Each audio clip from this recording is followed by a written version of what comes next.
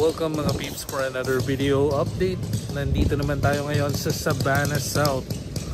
So yan, ipapakita ko sa inyo kung ano yung mga pagbabago na po dito po sa Savannah South. And yun nga po, may mga nagme-message na sa aking YouTube channel kung meron na po tayong bagong update. So eto na po.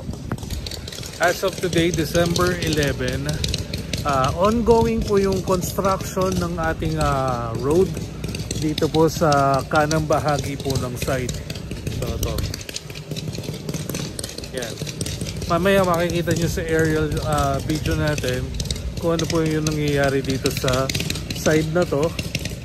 And so from the guarded gate entrance, andito lang po yung sinasabi kong inaayos po yung concrete road. Ito po yung nasa gitnang road. Then ito po yung mga model units natin. So yan. Ito po yung side.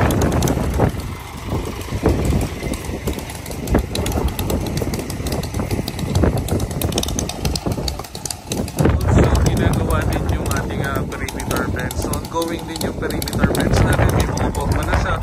So, yan. Possibly, lalagyan na lang po ng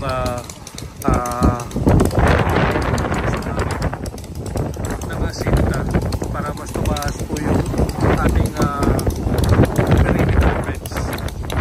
Pero naman so just in case na tayo na po ito ng mga units yan, naka-ready na po ang ating mga poste ng Meralco. Ready na ba kayo mga peeps? Ito na po ang ating Savannah South. Savannah South is 12 to 15 minutes away from city proper and 5 minutes away from Maharlika Highway.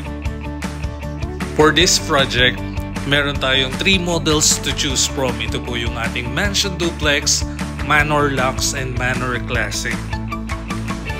After nitong ating aerial video, ipapakita ko naman sa inyo yung recap ng ating mga model units.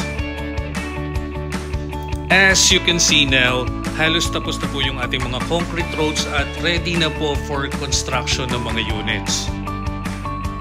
And dahil nagbabalik po muli tayo sa Vialand, regularly makikita nyo na po uli yung aking pag-upload ng mga updates dito po sa Savannah South.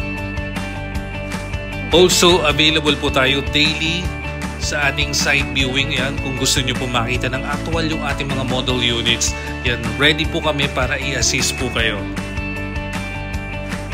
Available po yung ating payment scheme through bank financing and Pag-ibig Housing Loan. Napakaganda po ng ating location dito po sa Savannah South dahil napakalapit din po niya dito sa ating ongoing na TR4. Doon po sa mga bagong viewers po natin dito sa Savannah South at ito po yung inaay nyo po na unit.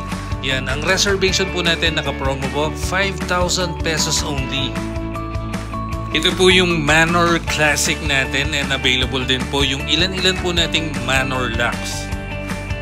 At ang equity po niya ay nagre-range po sa 84,000 to 85,000 payable up to 9 months.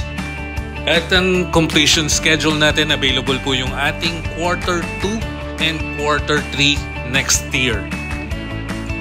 Of all the developers na trusted namin, ito po yung pinakamabilis din po mag-turnover ng unit. So kung gusto mo na magkaroon ng sariling bahay by next year, ito na po yung i-reserve nyo. Kung ang inaalala nyo naman po regarding po sa ating housing loan, don't worry po, kami po ang bahala mag-assist sa inyo until such na ma-turn over po sa inyo yung unit. Basta i-ready nyo lang po yung mga kakailanganin nating requirements, kami na po ang bahala. Para din po dun sa mga viewers po natin all over Calabarzon and Central Luzon na until now nag-iisip pa rin po kung saan place po sila mag-i-invest ng kanilang primary home. Ito po ang San Pablo City dito po sa Savannah South. Ayan, malayo po tayo sa ating mga fault line na kinatatakutan and ganun din po sa ating flood. Flood free po ang ating area.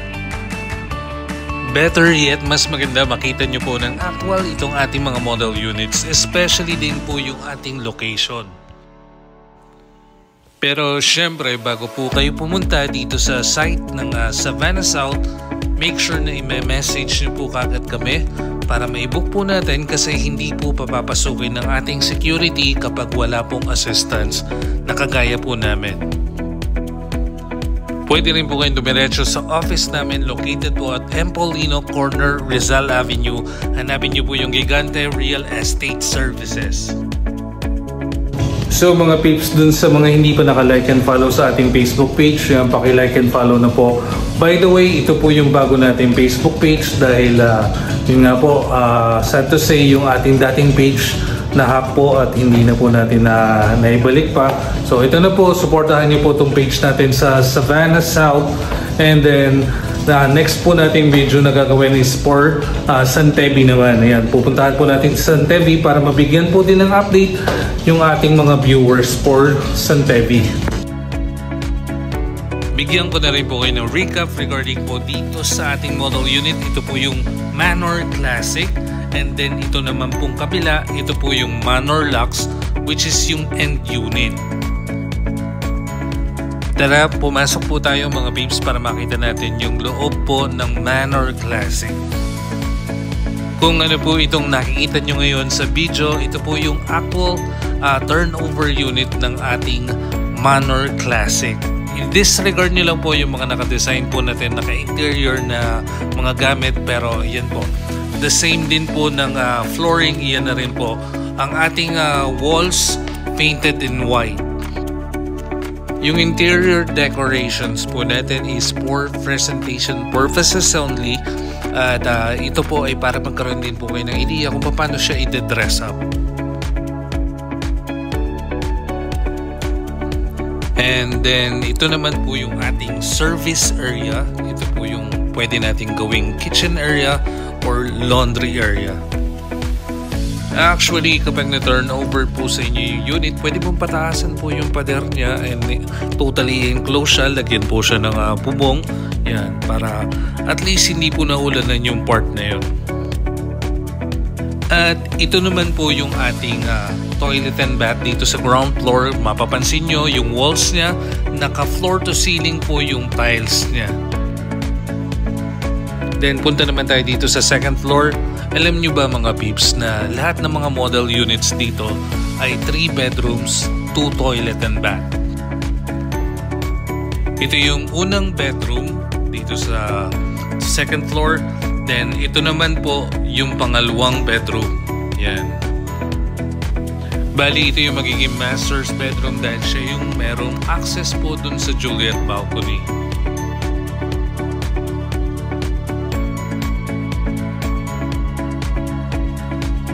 At ito naman po yung pangatlong bedroom.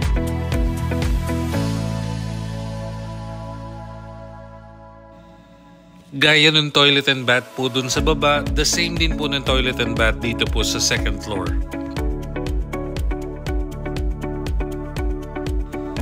So yan mga peeps, ngayon may idea na kayo kung ano po yung itsura sa loob po ng Manor Classic.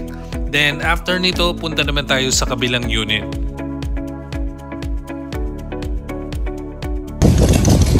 So lastly, ito naman yung ating Manor Lux. Kapag Manor Lux, meron siyang extra space, pero depende pa rin sa block and lot na mapipili nyo. Paano pa tayo ha? Ang lakas ng hangin. And medyo maingay yung mixer sa labas. Yan. Ito mga peeps, ang loob po ng Manor Lux. At kung mapapansin nyo, kay Manor Lux naman, naka-close na po itong ating kitchen area.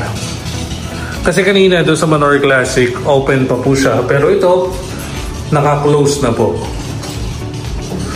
Then, dito naman, yung access mo dito sa likod, na pwede mo din gawing extension. So, yan.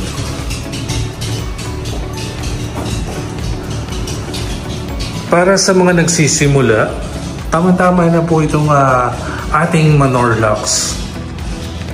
Yan, napakalawak po ng ating toilet and bath.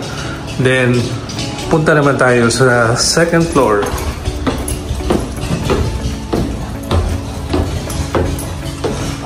Yan mga peeps. Unahin natin dito. Ito yung first room. Then ito naman yung second room. So probably ito pa rin yung masters dahil ito yung may access dito sa Juliet balcony. Then ito naman yung third bedroom.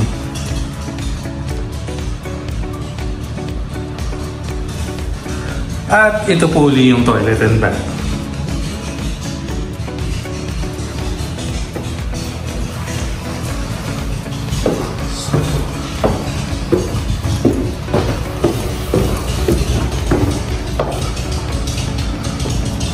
Hindi pa po nakakakilala sa akin, ako din po yung madalas yung makita sa Linville, San Rafael. My name is Marcus J. or Mark Joseph Gigante. Kung meron po kayong questions regarding po dito sa ating Savannah South, yan, mag-message na po kayo, yan po yung number ko, nandiyan lang po sa screen. And don't forget na rin po to like and subscribe po yung aking YouTube channel, Marcus J. For watching this video, love and peace to everyone. Bye.